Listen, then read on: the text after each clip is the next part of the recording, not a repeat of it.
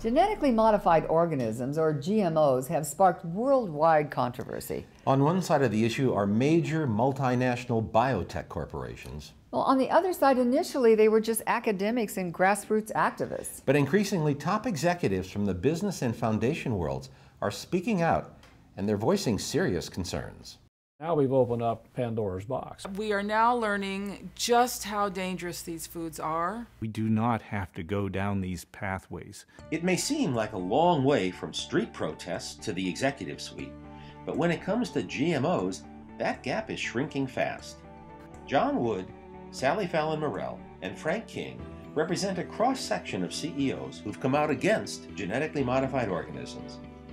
All three have built impressive national organizations. John Wood's company is the leading firm in the U.S., supplying grass-fed beef directly to consumers. Sally Fallon Morell is president of a foundation which is working to improve modern diets by eliminating chemicals and additives in favor of natural nutrition, especially healthy fats. And Frank King is a naturopathic physician and developer of hundreds of homeopathic medicines, in addition to being a fourth-generation farmer. All three are concerned about the fact that as much as 90% of food in a typical supermarket contains GMO ingredients. And all three know a lot about agriculture. I was involved in production commodity agriculture back in the 1970s, and we were introduced to Roundup. Roundup is now the world's most popular herbicide. Its key ingredient, glyphosate, is increasingly being linked to a wide range of health problems, including gastrointestinal disorders, infertility, and cancer. And concerns are growing about the effect of GMO herbicides on topsoil. You've got more microorganisms in a thumbful of soil than you do people on planet Earth. Plants depend on healthy microorganisms in soil, but chemicals can kill them, upsetting the natural balance in topsoil that's essential to the world's food supply. A particular danger of GMOs that affects everyone, whether you eat them or not, is the use of the herbicide Roundup, which is destroying our soil. In addition to running an influential national foundation, Sally Fallon Morell owns and operates a 92-acre farm in Maryland. One of the things we're trying to do at our farm is encourage farmers to grow native species and so that we can feed them to our animals.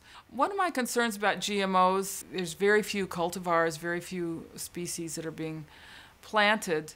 And if something hits one of these species, it could wipe out everything, like the potato famine. You know, they were only growing one type of potato. That potato was very vulnerable to the fungus that came along and just wiped out everything. And look at the starvation that ensued. And I think we really are in a very precarious position. Frank King was raised on a farm in Ohio.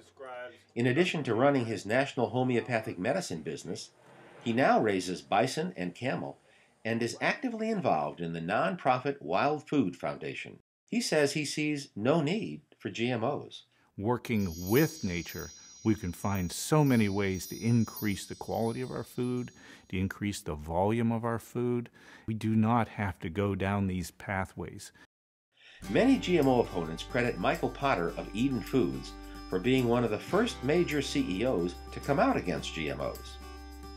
In 1993, decades before most Americans had even heard about this topic, Potter declared that his firm would not use any GMO ingredients, saying he objected to any aspect of genetically engineered food. He was also an early supporter of the non-GMO project, which verifies through third-party testing the absence of GMOs in products. And Potter and Eden Foods have been vocal supporters of efforts to require labeling of foods that do include GMO ingredients. Frank King of King Bio agrees. As the holder of multiple patents, he says he's puzzled by the opposition to labeling something that its developers say is a benefit for all mankind. We do a lot of work in developing special ingredients. When we invent something that we feel is going to better the world, it's going to help people.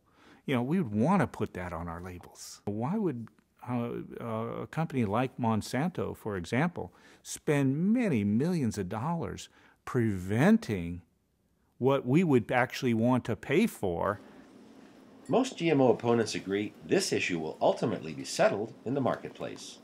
We definitely need to fight against any more foods coming into the marketplace. You know, they're talking about salmon and apples and sweet corn and a lot of vegetables. This is something that we definitely need to be very active in fighting. The people need to begin to speak louder. We need to avoid being experimented upon as a human population in total. And in fact, market forces may already be at work. I just learned last night we're producing 9 million bushels of non-GMO corn for a Japanese beer company. It's a lot of corn, but there's some people out there that realize that people want to drink non-GMO beer. GMO opponents say in Europe, it took a shift of only 5 to 10% of consumers away from products with GMOs to cause producers to find non-GMO ingredients. They say U.S. consumers have the same power. We just need millions of people saying no to genetically modified foods. That's the only way this is going to stop.